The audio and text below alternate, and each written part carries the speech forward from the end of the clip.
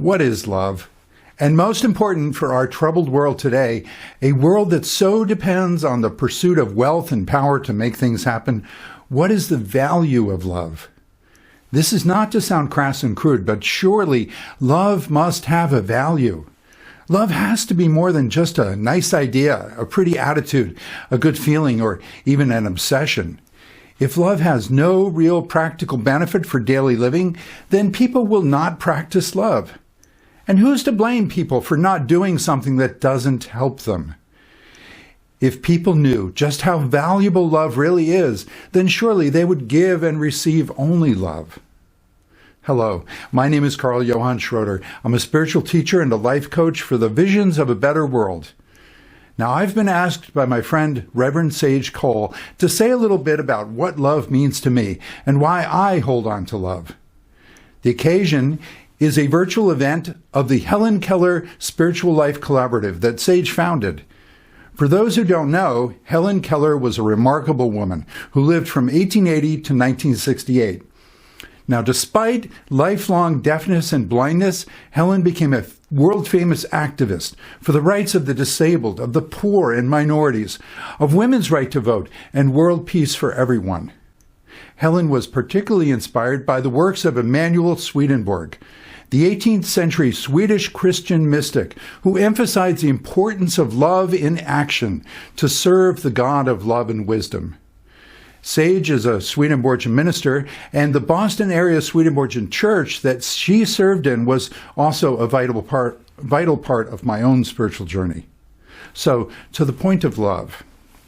So what is love? Well, in my Christian background, I was raised Christian, and I had some very fundamentalist, judgmental relatives that I didn't care for, but my immediate family went to a Presbyterian church that was very sweet. And there was a lot of emphasis on what is love according to Jesus. Jesus is a wonderful teacher, radical, would change society to benefit everyone. If people really understood Jesus, we wouldn't have the problems in the world today.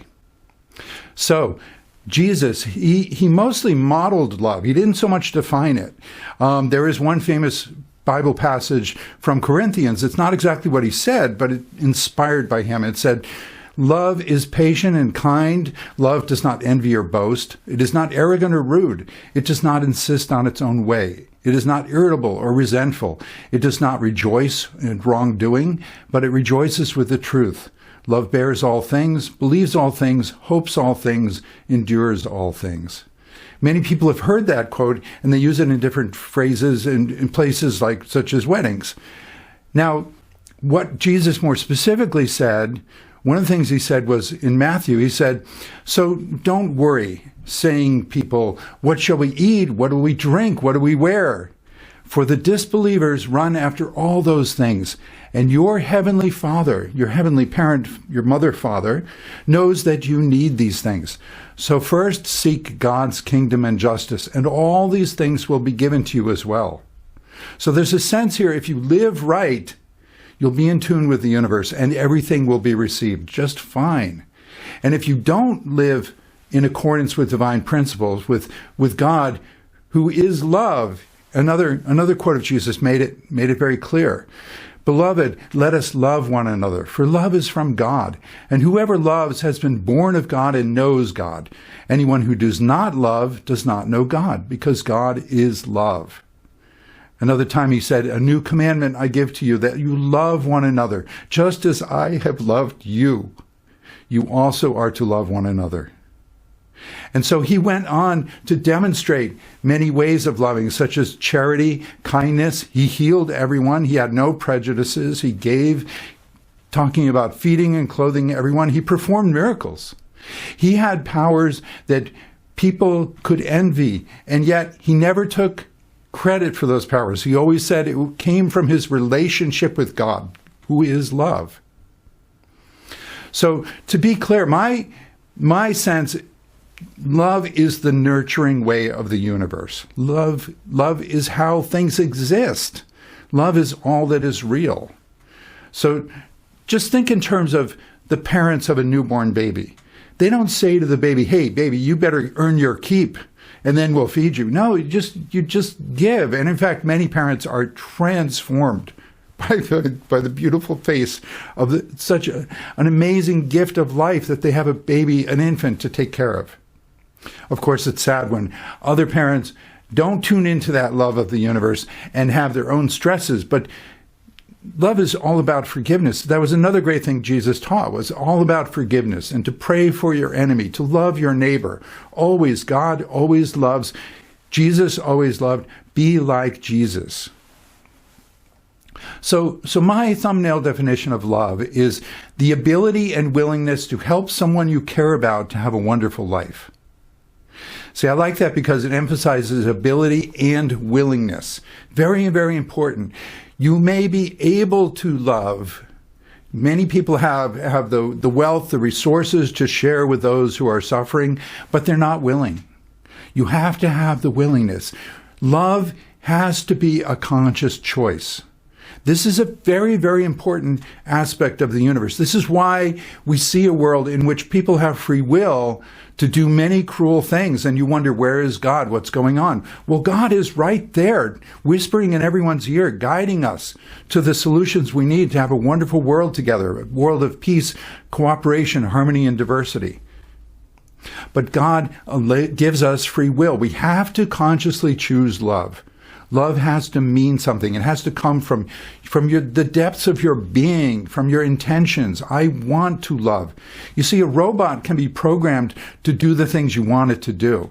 And many people treat each other like robots. They threaten and manipulate and connive and scheme and use belief systems to trap people in only limited ways of thinking so that people will do only what they want them to do. But given an opportunity, those same people will run away, will not. No, you need love that is genuine, sincere. I like the Dalai Lama said, if you can't help people, at least don't hurt them. So it's about helping someone to have a wonderful life, someone you care about, and care about yourself first. Oxygen mask first, like in airplanes. You can't really help other people if you are yourself desperate. So now I know that traditional religion emphasizes poverty and sacrifice. And Jesus said things like, if you want to be perfect, sell all that you have and give it to the poor, and you'll have treasure in heaven. Of course, what he was saying was, if you want to be perfect, but don't be perfect. Take good care of yourself. Take good care of your community, your family. Take good care of everyone that the universe brings to you to love, and you'll be fine. So the ability and willingness, like you've got to do something that you're actually able to do. Love is not a fantasy. Love is not saying, oh, what I would do, and I'll appraise the virtues and, all this stuff. You've got to actually do something that makes a difference for someone. And you do it willingly, not manipulated, not because they have to. I really, really want to help you. Just like the parents of the newborn baby. They look at the infant and they just say, oh my gosh, what an amazing gift of the universe. We just want to help you grow up. Whatever you need to thrive. Later, you can show us what you're capable of, what gifts you bring to the world from your divine essence. But here, now, we need to help you. Imagine a world based on that kind of attitude, the trust that everything will fit together, that the God of love and wisdom is guiding everyone, and we just need to be open to receiving that guidance to help each other, to have a community of thriving. Instead, of course, we see a world in which a lot of people don't believe in love at all. They think love is weak. And this it's really very simple. It's because people were raised with false beliefs. It's a fundamental aspect of being a consciousness in the world. You need to learn to discern truth from falsehood. The truth is what will set you free. The truth is about love. The truth is that there is a God of love and wisdom. There is a source, a universe that loves and cares for you. And falsehoods are all the things that make you insecure and make you run after more and more material goods, and you're never satiated. You're never satisfied. So you notice, as I mentioned, Jesus was very humble about the miracles he could perform. He was very clear. He said, and this is a quote that many people take the wrong way. He said that no one gets through to heaven, to the Heavenly Father, to the Heavenly Parent, except through me. I am the way. Now, he wasn't saying, like, found a church in my name and you've got to, like, study and repeat everything I say. He was saying the way I live. He was very clear in so many ways. It's about how to live.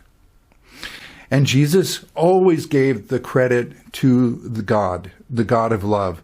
God is great spirit. I don't care what you call it. Quibbling over details, that is not love.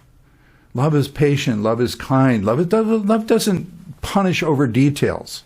Oh, yes, there was another great quote I wanted to read here about, yes, if you only love those who love you, what reward will you get? Are not even the tax collectors doing that? And if you greet only your own people, what are you doing more than others? Do not even the disbelievers do that? Be perfect, therefore, as your heavenly Father is perfect. Again, heavenly parent, and perfection is about loving. So the point is, reward and punishment, those are social human systems which are incredibly insecure. Jesus came to make it clear that you will have security, that all your needs will be taken care of if you first live by love. So he demonstrated in many ways. He healed people. He had no prejudices. And he always gave the credit to God. Because what's happening is it's your relationship with the universe, with the living, loving universe, the essence of life itself that nurtures and brings things into creation. Nothing would exist if everything was just a competitive dog-eat-dog world. I mean, what? Molecules would fight each other. They wouldn't even form amino acids and proteins and life. I mean, come on. I mean, or the parents of the infant. I mean, if it was all about competition, then you would just say, well, this baby is taking away resources from me.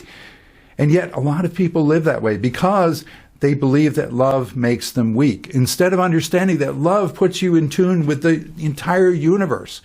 If you only focus on what you personally can do, then yes, doing good things for other people would seem to make you weak. And that's what so many people are feeling and thinking, is that, well, love, that just means doing what another person wants. And power or life is all about getting people to do what you want. So if I just do what I want, do what you want for you for free, then you'll just use me for sure. I won't get anything in return. It's completely false. But that's how a lot of people think, that love, cooperation, caring, nurturing, they make you weak. And therefore, they think about violence. Violence makes you strong, makes you fearsome. You'll do things for me because you have to survive. You're not getting past me unless you give me something, like a toll collector, like a tax collector in life. But there's no end to that. There's no end to manipulating. And in fact, it makes you incredibly weak. Violence is not at all strong. Violence is incredibly weak. Violence is people feeling totally insecure, totally defensive, totally in survival mode, just trashing things, making a mess that they have no idea how to clean up. And that was the story of Lucifer. Lucifer was an angel who fell because he wanted to be God. He wanted to be the highest power. He wanted to be able to do everything. And so what did God do? Because everyone needs a chance of free will to discover the true meaning and feeling and power of love so that they choose it consciously. So God gives Lucifer his own kingdom, and God allows people to follow Lucifer. And you get a place of hellish rewards and punishments. And Lucifer, the devil, is known for things like lying and false promises and brutality and always trying to trick people and always deceiving. And saying, you don't want to live that way. That is not love, and that is dividing and conquering yourself until you are completely out of touch with the universe that would guide you and love you. So truly, love may be scary at first, because it's vulnerable. Love is about opening yourself up to somebody being able to make a difference for you. They could hurt you or they could help you. So you notice a lot of fantasies in the world are based on invulnerability. Oh no, you can't possibly do anything that would affect me. And I have all the answers already. You don't have to tell me anything. You don't have to. Complete fantasies. No, it's really being alive in the universe, in relationships, is about being vulnerable, being open to those who could hurt you or help you. And of course, with divine guidance, you quickly see who would hurt you and you leave their company. Jesus was very clear. Don't stay where you don't belong. He said, you pray for everyone, you love everyone, you send blessings, you wish well on everyone, but leave the places where you don't belong. So yeah, love answers all fears except for one, the fear of losing love itself. You know, when you meet somebody that you really love, there's so much anxiety at first. What if they don't love me like I love them? And the only antidote is to love more. So eventually you become secure. You realize they're not going anywhere. I'm not going anywhere. I love you. We're partners. We belong together. We were created to be together. Our strength is the nurturing principles of the universe that we practice with each other, with our community. We freely share with those who come our way, whom the universe brings to us to love. So I want to conclude with this concept I have of there are 4 levels of love. 4 levels of experiencing love. The first level is very physical, very mundane. It's about getting things, getting love. And it's practical, right? I mean, if you're hungry, you walk into a room, there's food on the table. Oh, I need that. Thank you. Getting love. I feel loved. I got a meal. But the next level of love, which is much more emotional, and it's about relationships, is receiving love.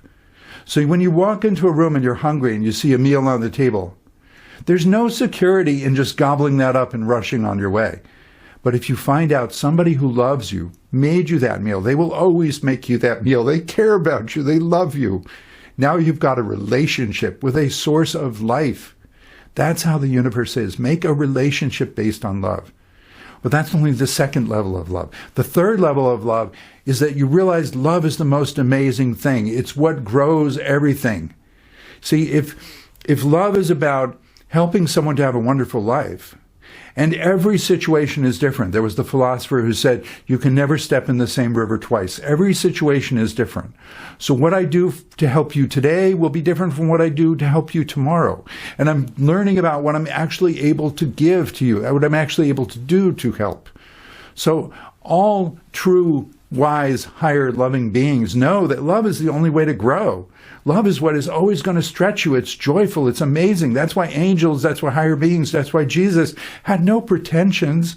Just what can we do together? What can I do for you? How can we grow in love together?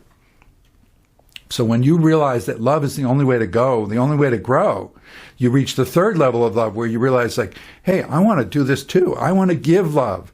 I don't want to just get love of the things I need to survive. I don't want to just receive love, however wonderful that is to know that somebody loves me and I'll always be provided for. I want to actually participate in this love stuff. This is amazing. This is where you learn to give love. And the fourth level of love, you become love. You are love. You realize your true gifts, your true talents, your true contributions to life itself, and you just let that flow. You just rejoice in being who you were meant to be, who you really want to be, and being in a thriving world that you contribute to. What an amazing world this will be. It's a fixer-upper planet, to be sure. Earth has many problems. We're not looking for it to be perfect overnight. But you, if you love 100%, you will be in tune with the universe. You will feel so good. You will discover that your ability to always grow. You will discover your ability to give, to make a difference, to receive what you need to give. You'll be in a flow of loving, and the planet will be transformed. So yes, Earth is a fixer-upper planet. We're not looking to hoard wealth and always be insecure and things are never perfect. We're looking to be in a flow of healing so that we all learn about more love together. We learn more about how to love together. That is the amazing opportunity of Earth at this time, that this is the place to be, to learn how to love, to be the love that you really are inside, that you want to become. Thank you.